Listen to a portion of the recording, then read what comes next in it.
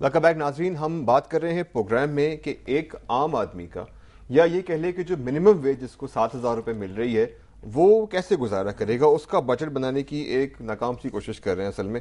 अच्छा, पहले तो हम ये देखते हैं यूटिलिटी बिल्स जो हैं उनकी कैफियत क्या रही है एक साल के दौरान में। ये अब हम बात कर रहे हैं सिर्फ एक कमरे के मकान की। तो जो हमारी एस्टिमेशन है, जो हमने एवरेजिंग की है, उसके मुताबिक अगर एक कमरे का मकान है तो जो बिजली का बिल पिछले साल आता था वो तकरीबन कोई था 500 रुपये के आसपास। ये चार्ट आपके सामने आ रहा है यूटिलिटी बिल्स का, ये आप देख सकते हैं। तो बिजली का बिल जो है वो 500 रुपये वो पे करता था जो एक कमरे के मकान में रहता था। अब उसको 1000 से 1200 रुपये पे करना पड़ रहा है, क्योंकि जितनी हम बिजली की टैरिफ में इजाफा कर चुके हैं। गैस का बिल जो है पिछले साल 250 से 300 रुपये के आसपास था। अब उस बेचारे को जो पे करना पड़ेगा वो 500 से 1000 रुपये तक पे करना पड़ेगा, डिपेंडिंग अपॉन यूजेज, लेकिन ये अब एवरेज बनेगा। पानी का जो बिल है वो तकरीबन डबल हो चुका है, इससे भी ज़्यादा, बल्कि 240 रुपये उसने पे करने थे, अब तकरीबन 580 रुपये जो है वो पे करेगा। तो ये वो नंबर्स हैं जो ये बता रहे हैं कि आपने थोड़ा सा इजाफा तो कर दिया है मिनिमम वेज के अंदर, लेकिन जिन चीज़ों को उसने कन्फ्रंट करना है वो उस पर काबू नहीं पा सकता।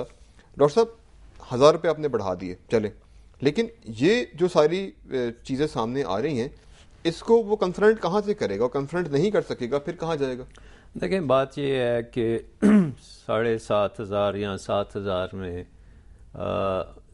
एक वेज अर्नर अपनी फैमिली का नहीं कर सकता। ये बात तय हो गई, ये तो बात तय है। अब ये है कि पाकिस्तान में एक खुशकिस्मती कह लीजिए कि एक जॉइंट फैमिली सिस्टम है। उस जॉइंट फैमिली सिस्टम में एक ही मकान में तीन फैमिलीज रह रही हैं, या एक ही कमरे में 2 फैमिलीज रह रही हैं। सो एक बड़ी मुश्किल में सारे इकट्ठे मिल के कुछ गुजारा कर रहे हैं।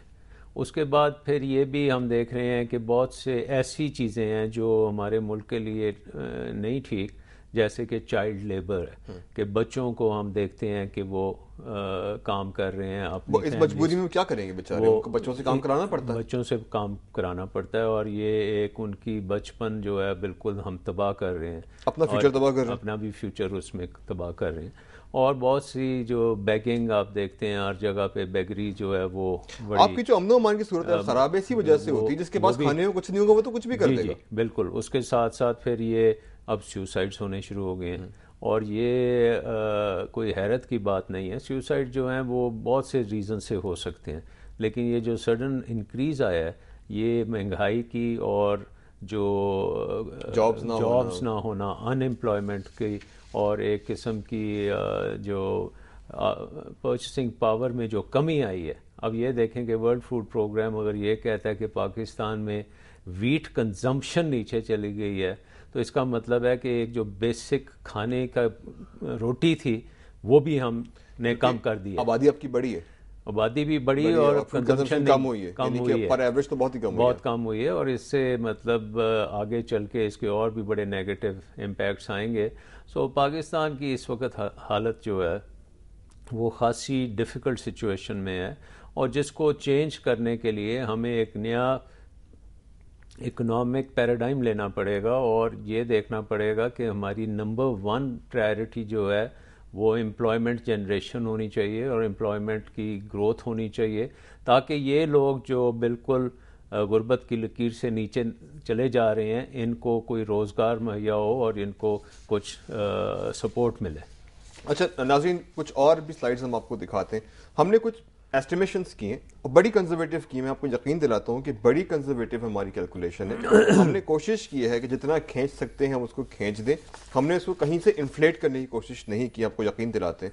लेकिन जो हमने अपनी पूरी तमाम कोशिश करके जो हमारी डेस्क ने जो बजट बनाए उसके मुताबिक, ये आपके सामने एक इसका एक गोशवारा सा आ रहा है, छोटा सा, आप देख लीजिए कि आम आदमी की अगर एक मिनिमम वेज जो है अगर 7,000 रुपये हैं तो इसके अखराजात किसी भी तरीके से 10,500 से नीचे हम नहीं करने में कामयाब हो सके। और एक छोटी सी फैमिली है, एक बच्चा है, वाइफ और हस्बैंड है, और एक किराए के मकान में रहते हैं। इनका खसारा 3,500 रुपये है, जो इनकी आमदनी का 50% है। यानी कि इनकी आमदनी का जो 50% है वो इनका डेफिसिट है। ये बहुत बड़ा खसारा है जो कि ان کو برداشت کرنا پڑا. اب اس کا جو بریک اپ ہے وہ بھی ہم آپ کو دکھا دیتے ہیں کہ ہم نے کیلکولیٹ کیا کیسے کیا ہے. یہ بھی آپ کے سامنے آ رہا ہے کہ ماہانہ اخراجات بالکل کنزرویٹو ہو کے کیسے ہوتے ہیں.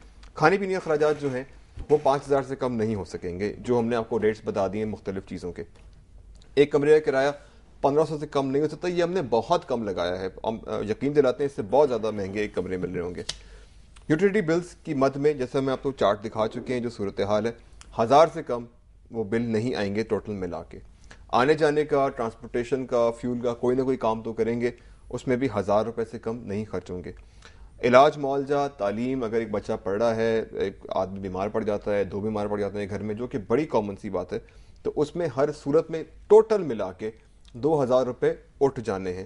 یہ ہے وہ اخراجات جو کہ ایک منیمم ویج والے آدمی کو کنفرنٹ کرنے پڑیں گے اگر وہ ایک چھوٹی سی فیملی ایک کرائے کے مکان میں رہتے ہیں, اور اب اس کی آمدنی کا 50% جو ہے کم از کم اس کا ڈیفیسٹ ہے.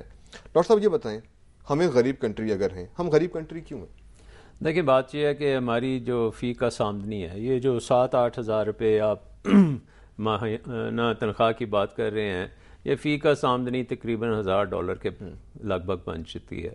اور اگر آپ 180 ممالک دیکھیں جن کا ڈیٹا ورلڈ بینک کلیکٹ کرتا ہے اور IMF کے پاس ہے, اس میں ہمارا نمبر 140 آتا ہے. اور یہ کسی صورت بھی کوئی اچھی جگہ نہیں ہے کہ ہم دنیا کی 6ٹھی سب سے بڑی اکانومی نہیں ہے. ہم as a country, as a nation, we are the 6th largest, we are a nuclear power. پڑھے لکھے ہمارے لیڈرشپ بھی ہے, ایلیٹس بھی پڑھے لکھے ہیں, کچھ مڈل کلاس بھی بنتی جا رہی ہے. تو کوئی ریزن نہیں ہے کہ ہم اس طرح سے غربت میں پھنسے ہوں. اگر ہم دیکھیں کہ 2nd ورلڈ وار کے بعد جن ممالک نے ترقی کی ہے وہ بھی ہمارے ساتھ, ہم سب سے پہلے آزادی ہمیں ملی, ہمارے بعد آزادی ملی ملیشیا کو, ہمارے بعد سنگاپور کو آزادی ملی, ایون انڈیا کو ایک دن بعد ہم سے آزادی ملی. تو ہم اگر ان سے اپنا کمپیریزن کرتے ہیں, ہم نے یہ دوڑ جو ہے یہ ایک دوڑ ہے, ہم نے کہاں اکنامک جو ہے نا, گلوبل اکنامک اسٹرینتھ کی دوڑ ہے, اور ہم اسی لائن سے سٹارٹ ہوئے جس سے کوریا نے سٹارٹ لیا, جس سے ملیشیا نے سٹارٹ لیا. تو ہم اب $1,000 پہ پہنچے ہیں. کوریا جو ہے وہ $28,000 پہ پہنچ گیا ہے. ملیشیا جو ہے وہ بھی تقریباً $25,000-26,000 کے بعد وہ کر رہے ہیں. اور سن 2020 انہوں نے سیٹ کیا ہوا ہے 2020 کہ جب وہ ایک ترقی یافتہ ملک بن جائیں گے.